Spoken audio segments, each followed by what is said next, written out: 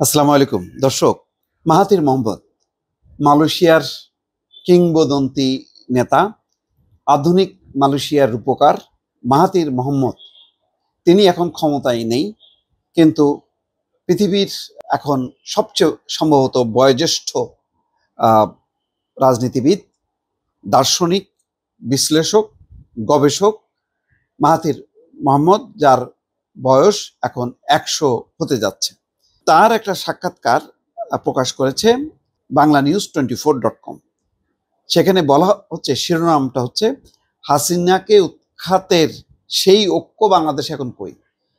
এই মন্তব্য থেকে বোঝা যায় যে শেখ হাসিনা বাংলাদেশের যে একটা ফ্যাসিস্ট ছিল, একটা কালসাপ ছিল, এইটা মন্তব্য থেকে বোঝা যায়।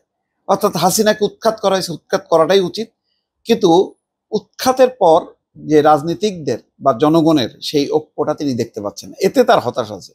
কিন্তু শেখ হাসিনার ব্যাপারে কিন্তু বলছেন যে হাসিনাকে উৎখাতের সেই, তার মানে হাসিনাকে উৎখাতটাকে তিনি যৌক্তিকতা দিচ্ছেন, কিন্তু উৎখাতের পরবর্তী রাজনৈতিক পরিস্থিতিতে তিনি তার হতাশা ব্যক্ত করেছেন।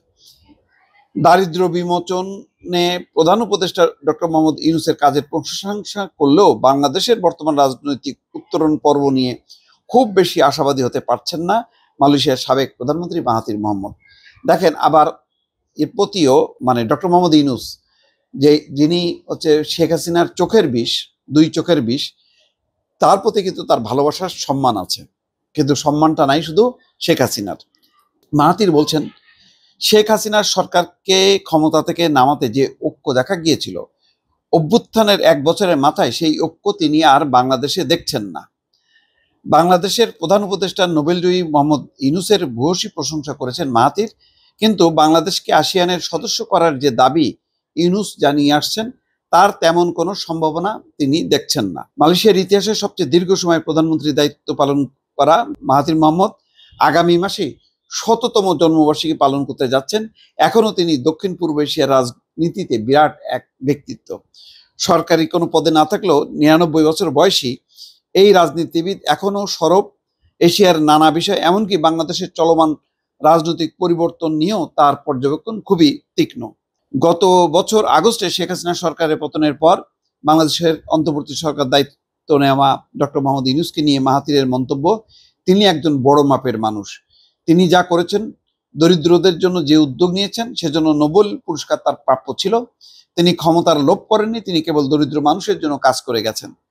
ইউনূসের প্রশংসা করলেও বাংলাদেশে গণতন্ত্রে উত্তরণের পথ নিয়ে কিছুটা সংশয় প্রকাশ করেন প্রবীণ এই রাজনীতিবিদ। মানুষ শেখ হাসিনাকে সরাতে ঐক্যবদ্ধ হয়েছিল, কিন্তু কি ধরনের সরকার তারা চায় সেই বিষয়ে ঐক্য নেই। প্রত্যেকে চায় তার নিজের মতামতই দেশের সবাই মেনে নিক, আর তাতেই সমস্যা তৈরি হচ্ছে। তার মানে দেখেন, এই যে ঐক্যমত্য কমিশনে এ বলছে এই কথা, সে বলছে ওই কথা, আলটিমেটলি যে ঐক্য হচ্ছে না, সেই বিষয়টা কিন্তু তিনি সজাগ। বলছেন যে এখন সেই লোকজনের মধ্যেই দ্বিধা দ্বন্দ্ব দেখা দিচ্ছে যারা আগে ঐক্যবদ্ধ ছিল। সম্প্রতি জাপানে মোহাম্মদ মাহাথিরের সঙ্গে দেখা হয় মোহাম্মদ ইউনূসের, তবে সেখানে বাংলাদেশের নেতাকে কোনো পরামর্শ দেননি বলে মালয়েশিয়ার সাবেক প্রধানমন্ত্রীর ভাষ্য। তিনি বলেন, আমি তার কথা শুনেছি, আমি জানি সে সমস্যায় আছে, কিন্তু বাংলাদেশ কিভাবে চলবে তা বলার মতো যোগ্যতা আমি মনে করি আমার নেই। অধ্যাপক ইউনূস বাংলাদেশকে আসিয়ানের সদস্যপদ দেখতে চান, কিন্তু সেই সম্ভাবনা নিয়ে আশাবাদী নন মাহাথির।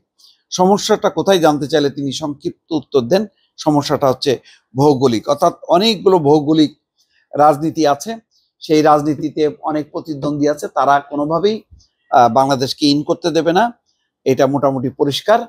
তো যাই হোক, সেটা নির্বাচিত সরকার আসলে হয়তো তখন পরিস্থিতি ভিন্ন হতে পারে।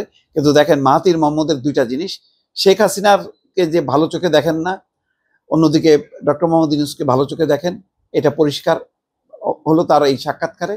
আরেকটি বিষয়, বাংলাদেশের রাজনৈতিক পরিবর্তনের পর যে সংস্কার এবং নতুনভাবে একটি দৃষ্টিভঙ্গি নিয়ে কি ধরনের সরকার, কি ধরনের শাসন ব্যবস্থা প্রবর্তিত হবে, সেই ব্যাপারে যে ঐক্য নেই এবং এই ঐক্য হওয়াটা যে কঠিন, সেই ব্যাপারে তার একটা হতাশা তিনি ব্যক্ত করলেন তার সাক্ষাৎকারে। দর্শক ভালো থাকবেন, আল্লাহ হাফিজ।